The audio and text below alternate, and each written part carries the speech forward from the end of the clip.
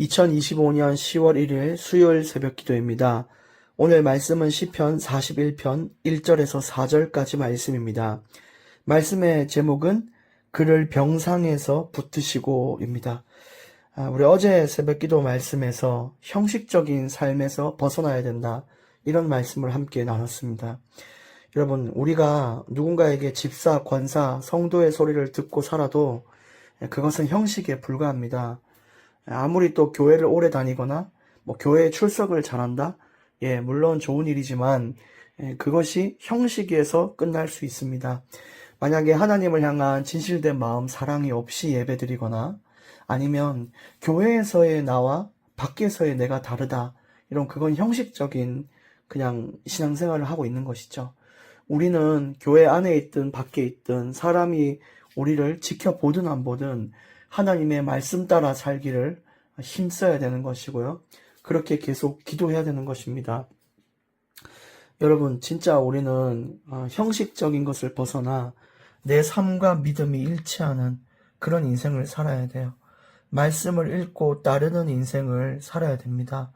성경에서 가난한 자를 돕고 이웃을 돌보고 그런 진리를 말하라, 이렇게 얘기를 했다면 우리가 그걸 행하는 삶을 살아야지, 이 성경에서 말하는 명령들이나 이런 요구는 전혀 우리와 상관없지만 우리는 그냥 교회만 주구장창 열심히 나가고 거기서 열심히 식사 당번하고 기도하고 이러면 거기서 멈춰서는 안 되는 거예요. 그래서 우리는 아까 말씀드린 대로 형식을 넘어서서 실제 믿음을 향한, 실제 내 마음이 하나님을 향한 그런 마음과 삶을 드릴 수 있어야 됩니다.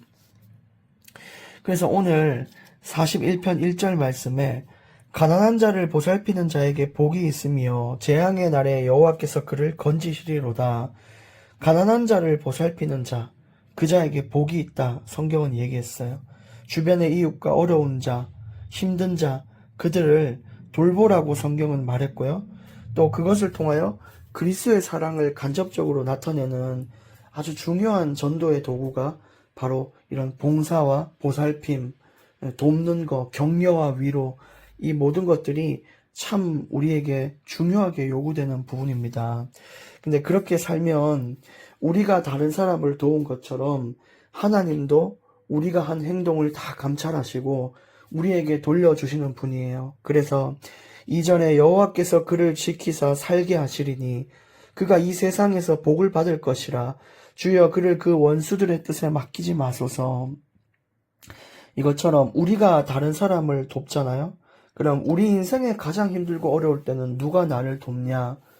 물론 내가 도왔던 사람이 나를 다시 도와주면 좋겠지만 그 사람이 형편이 나아지지 않고 그 사람이 그럴 여건이 안 된다, 그럼 우리는 도움 받을 수 없겠죠.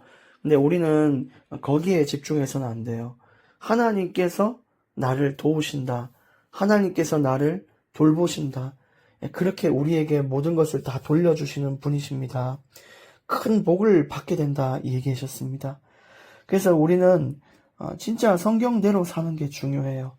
우리가 사는 만큼 하나님의 말씀을 행하고 정말 하나님을 향한 진실된 마음을 가진 만큼 하나님은 그 모든 것을 헤아리셔서 돌려주시는 분이십니다.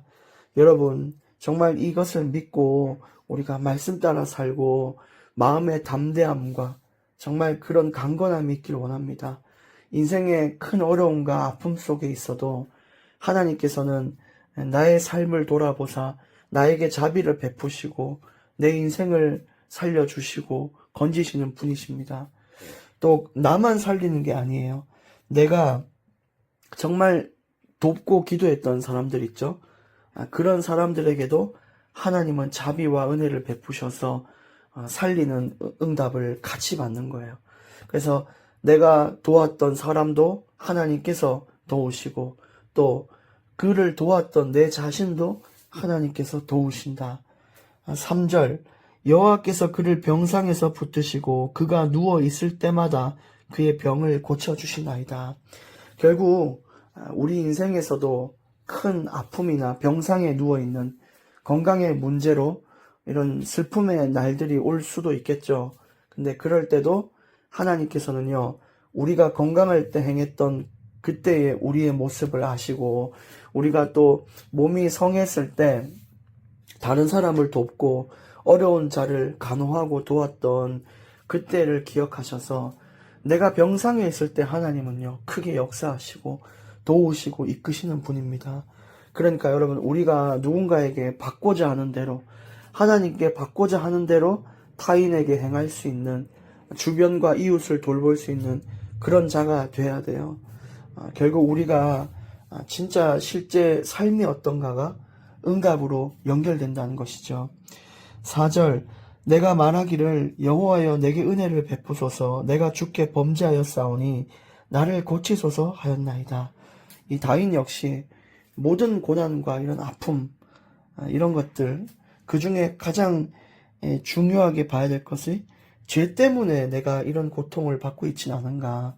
내가 나도 모르게 짓는 죄들, 죄에 대한 마음들, 죄에 이끌리는 유혹들로 인해 내가 고통받지 않는가, 이런 걸 점검하는 게 중요한데, 혹시나 그런 것들이 양심에 찔리고 또 내가 확실하게 잘못됐다는 걸 알고 또 주변에서 알려주고 했다면, 내가 그걸 하나님께 용서를 구하고 회개하고, 또 다른 내가 누군가에게 피해를 줬다면 그 사람에게도 용서를 구하고, 이렇게 할 수 있는 사람이 돼야 됩니다. 이 죄라는 것이 참 우리는 미워져야 되고 애통해져야 돼요. 그래서 우리는 이런 행함과, 실제 삶에서의 말씀을 따라 행함과, 또 우리 삶에서 죄에 대한 회개와 애통함, 이 두 가지를 잡는 거예요. 행함과 회개, 이것을 잡는 자에게는 하나님의 자비와 은혜가 있고, 또 주변에 내가 눈물로 기도했던 사람을 살리는 놀라운 응답과 은혜가 삶에 펼쳐지는 것입니다. 그래서 오늘 말씀을 붙잡고 여러분, 담대해야 될 이유, 걱정하지 않아도 될 이유, 바로 여기에 있습니다. 하나님이 살아계시기 때문에, 하나님께서 움직일 수 있는 분이기 때문에, 또 어제 말씀처럼 하나님께서 나를 가장 생각해 주는 분이시기 때문에 우리는 승리할 수 있습니다. 그래서 오늘 또 기도하고 말씀 붙잡고 하나님에 대한 이 놀라운 승리의 확신을 가지시고, 하나님을 향한 위대하신 하나님께 영광과 찬양을 드릴 수 있는 그런 응답을 받기를 원합니다. 그래서 너무 힘들 때 슬픔과 낙심의 기도도 되지만, 오히려 반대로 여러분 한번 기뻐해 보십시오. 제 하나님을 향한 찬양하면서 내가 하나님과 함께 지금도 있을 수 있음에, 이 현실 속에서도 하나님을 바라보고 하나님도 나를 바라보고 있음에 진짜 박수와 찬양을 드리며 여러분의 근심을 주께 맡겨드리기를 원합니다. 기도하겠습니다. 살아계신 하나님, 정말 우리 삶의 영원한 주인으로 우리와 함께 해주시니 감사합니다. 하나님, 우리가 하나님의 말씀 따라 살 수 있도록 은혜를 내려주시고, 또 시험 당할 때에, 어려울 때에, 환난 때에 우리를 기억하사 우리를 마땅히 건져 주시옵소서. 하나님, 지금 우리가 가지고 있는 현실의 어려움을 주께서 아시오니 오늘 주께 맡겨드리는 이 모든 근심을 받아주시고 승리하는 회복의 날이 되게 해 주옵소서. 위대하신 하나님께 예수 그리스도의 이름으로 간절히 기도드리옵나이다. 아멘.